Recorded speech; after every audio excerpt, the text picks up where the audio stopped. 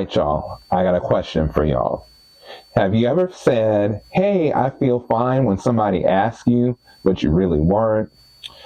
In life, in work, in our personal lives, we often use broad words such as I'm tired, I'm stressed, I'm angry. But those don't tell the full story. And when we don't have the language to verbalize how we're actually feeling, we can either sometimes shut down or react in ways that may not necessarily be in the direction of what we're feeling.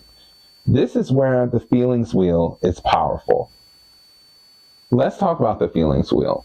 So the feelings wheel was created in 1982. It was developed in 1982 by psychologist Gloria Wilcox. And she developed this when she discovered that in sessions, people didn't really have the words to vocalize how they were feeling. So its purpose is to expand emotional literacy. And when we have emotional clarity, it creates when we have emotional literacy, we have emotional clarity. When we have emotional clarity, it creates emotional regulation, right? So let's talk a little bit about how it works, and I have my sheet here to help me out. So how it works is you have your center core emotions. So you have happy, sad, angry, fearful, disgusted, surprised. And then you have your middle ring, which has the more defined emotions. So angry can become frustrated. Angry becomes frustrated or jealous or irritated. Sad can become lonely, disappointed, or feelings of hopelessness. Fearful becomes anxious, insecure, overwhelmed. And then you have the outer ring with even more specific emotional experiences, such as instead of angry, someone may feel powerless, betrayed, or disrespected. Instead of sad, someone may feel abandoned, isolated, or grieving. Specificity gives people language, and then that language gives people agency, right? So here at Frontline, we understand that behavior is communication. Sometimes when our clients are feeling certain things, we have to look deeper to understand why they're feeling that.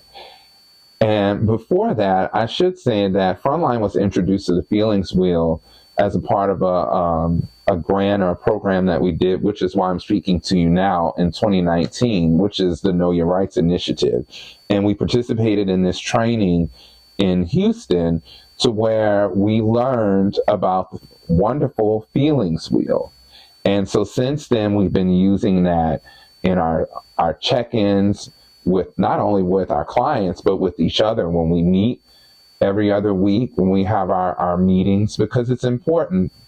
The work that we do, we carry so much, not just for ourselves, but for other people as well, And so behavior is communication, and what looks like defensiveness, withdrawal, instability, non-compliance may actually be fear, shame, or lack of safety. That fear could be from stigma, right?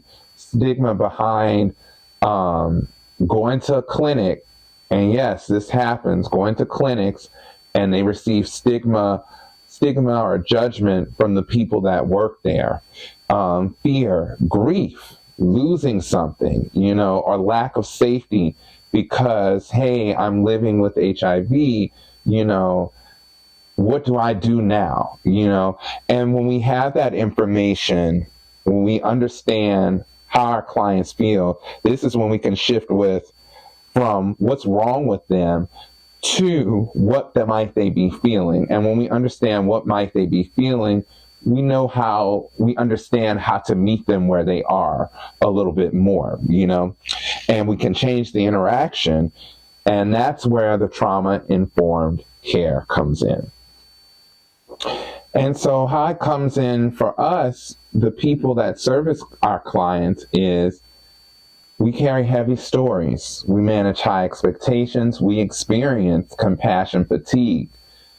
And I think one of the things about us at Frontline is that we do intensive case management. And what I mean by that is that we do a lot of hand holding. We don't just, say, oh, or assess this is where your life is and just be like, do this, do this, do that. It involves a lot of listening, assessing, giving advice, following up, and seeing them through until they get to the other side, right? And it takes a toll, because we actually care about the work that we do. We're a small organization and we have, a few clients. I think in Louisiana, we probably have 50, 60 clients. And personally, me as the primary case manager, lead case manager, I deal with 40 plus clients in Louisiana and then 20 plus clients here in Georgia. And so it can be, it can weigh. And so if we only label our emotions as stressed or fine, we miss what's underneath. Are we overextended, which that happens a lot. Underappreciated, which I never really feel underappreciated here at this organization. I don't. But are we drained, disappointed? And when we name it, it allows us to regulate it and shift gears possibly. And so the next time someone says, I'm fine, pause. The next time you feel yourself reacting, pause. Ask, what am I really feeling right now? And when we name it, we can navigate it. When we understand it, we can respond instead of react. That's emotional literacy. The trauma-informed engagement, that's the work. And so thank you for tuning into this video. If you feel so compelled, make sure you like, share, and subscribe, because Frontline will definitely be posting more informative videos based on our Know Your Rights series. Thank you for tuning in. And also feel free to check out our website. I'm going to leave all the information at the end of this video. Our website. I will leave the feelings wheel at the end of this video as well. I know it's in the title or form of it at least, but I'm going to leave an accurate and detailed one. Also, I'll leave on the website, we have our Know Your Rights brochure. In that Know Your Rights brochure, the feelings wheel is there. So feel free to download that. It's free to download. Follow along with it. And make sure you check in with yourself ever so often. It may not be every day. It could start with once a week. If that's what you have, that's what you have. But it gives you somewhere to start, to show up for yourself, to be there for yourself, and understanding that emotional literacy can allow you to navigate your emotions better, not just with yourself, but maybe with others as well. So I hope you enjoyed this video, and make sure you tune in for the next one coming soon.